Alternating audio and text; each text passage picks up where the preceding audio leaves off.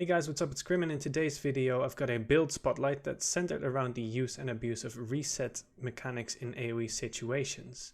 I'll be talking mostly about the Marked for Death talent, Ashvane's Razorcurl trinket, and the Breath of the Dying as a major essence. I've ever mentioned DPS increases in percentage. Note I would have been working from the 475 Vita Charge Titan Shard and Torment in a Jar baseline. For essences, the Blood of the Enemy baseline, and talents is the deeper stratagem on the third row.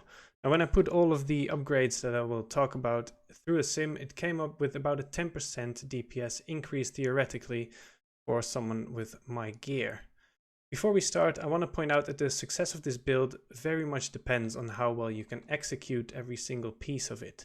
So I would recommend to start with maybe one thing, make it second nature, and then start slowly adding the other aspects of this build. Without further ado, let's get right into it.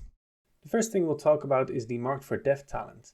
Marked for Death is arguably the easiest piece of this puzzle, but is also the least impactful, providing an expected DPS increase of maybe around 1%. When you use Marked for Death, your target is debuffed for 1 minute and you gain 5 combo points instantly.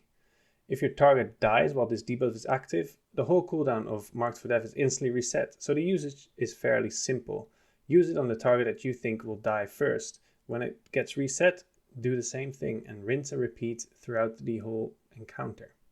Marked for Death is also affected by our Restless Blades passive, which reduces its cooldown by 1 second for every combo point you spend. So if somehow you make a mistake on the first usage of it, it is likely that you can get a second use out of it before your first one will reset. Be aware that you can have this debuff active on multiple targets. If at any point you have so many debuffs out that you become a bit overwhelmed, make sure you have some sort of weak aura or other indicator to make sure you know when you get the reset. Something that makes a little sound or flashes is my recommendation, and I'll put a link to a weak aura in the description below. The second piece is the Ashvane's Razorcurl trinket. Now this is still an incredibly strong trinket, and I've done a video on the exact usage of it a couple of weeks ago, and I'll put a link to it in the top right. Note that in the sims this trinket is used on cooldown, which is every 20 seconds, so with good usage the potential for this trinket is even higher than what the sims will show you. When I put this through the sim, just switching the Vita Charge Titan Shard that I have, which is 475 with a socket, to a Razorcurl was an increase of nearly 5% in an AoE situation. The way to use the Razorcurl is to apply the trinket debuff to a target you think will die closest to 20 seconds. Then when the target dies, you get the crit buff that you have built up, but you can also reapply the trinket to a different target, which effectively allows you to double dip and massively extends the crit buff uptime that you can get. For more detailed analysis, make sure to watch the video that I mentioned before. The last part of this build is using the Breath of the Dying essence as a major essence. Breath of the Dying was introduced in patch 8.3 as a reputation reward and is used in many builds because of its strength and also because of the 10 corruption resistance it provides.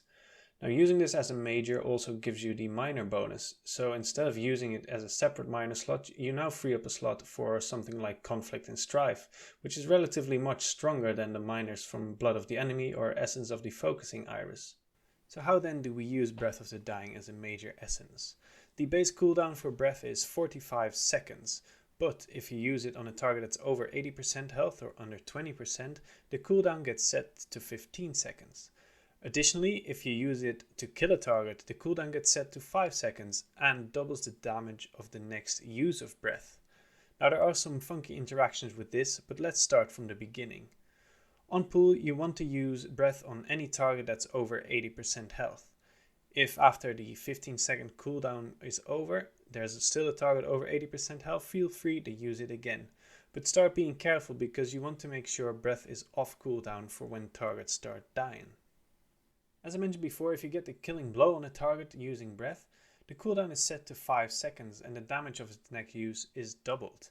However, if you don't get the killing blow but the target dies within 2 seconds of the hit, the cooldown is set to 0 seconds and you still get the double damage on the next use.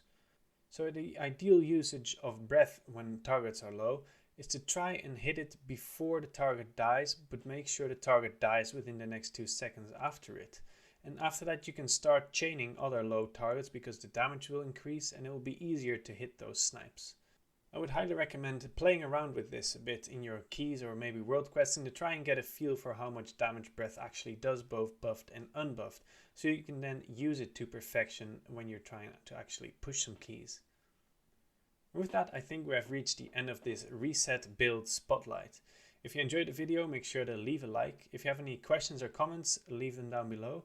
And subscribe if you want to see more like this or other rogue content. If you want to catch me on my stream, you can find it on twitch.tv/crimwow. Thank you guys so much for watching, and I hope to see you in the next video.